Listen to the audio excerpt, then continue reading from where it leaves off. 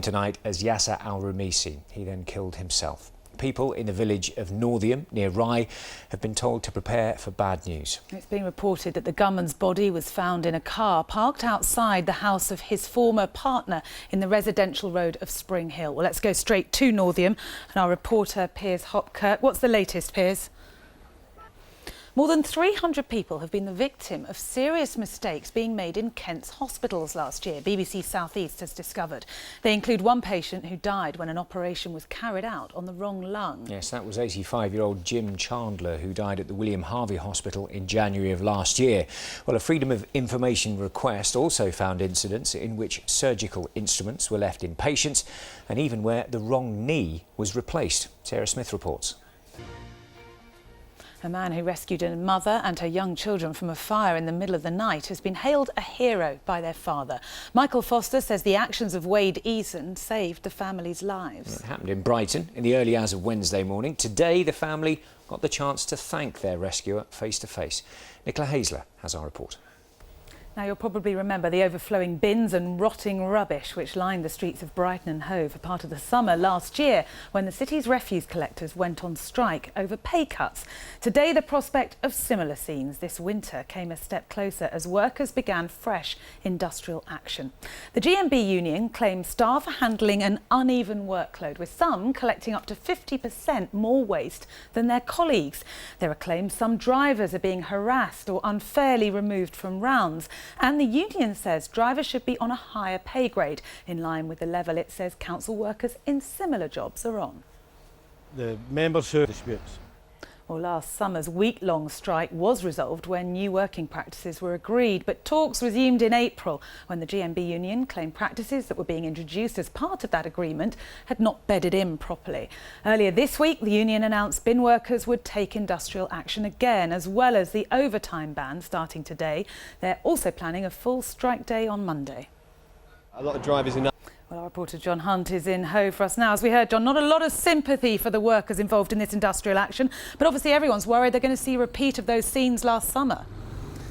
Yes, Natalie, actually. John, in Brighton, thank you very much. Well, Brighton and Hove Council says it'll look to discuss the issues further with the trade union after the strike day on Monday.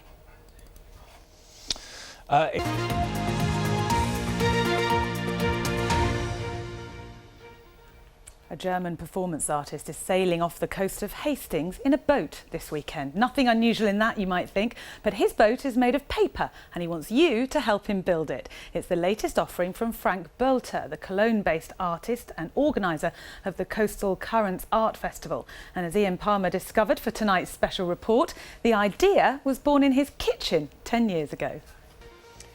Now, the actor Donald Sinden, who found fame as a leading man in dozens of the biggest British movies of the 50s and 60s, has sadly died at the age of 90 at his home on the Romney Marsh. Well, later in his career, he was perhaps best known for his TV sitcoms such as Two's Company and Never the Twain, but he was also a patron and advocate of Kentish arts and culture. Ellie Price takes a look at his life and legacy.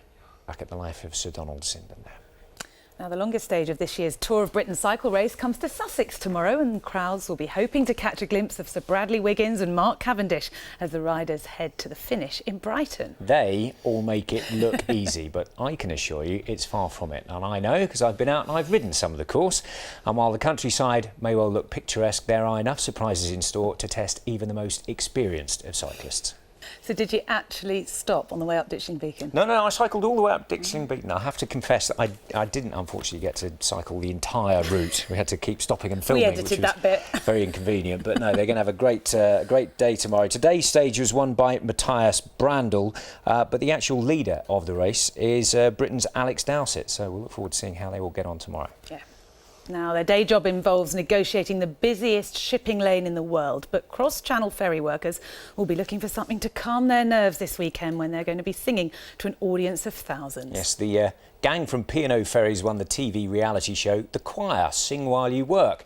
And this weekend they're performing in front of no fewer than 40,000 people at the BBC's Proms in the Park in London. Juliet Parkin has more. We're going to go back to our top story now, and as we broke the news in just a few moments ago, police have tonight confirmed that the 7-year-old little girl who was shot in Northiam yesterday has sadly died. She's been... Indeed, well, we'll have more on that development in our late news tonight, just before 10:30. See you next week. Bye-bye. Bye-bye.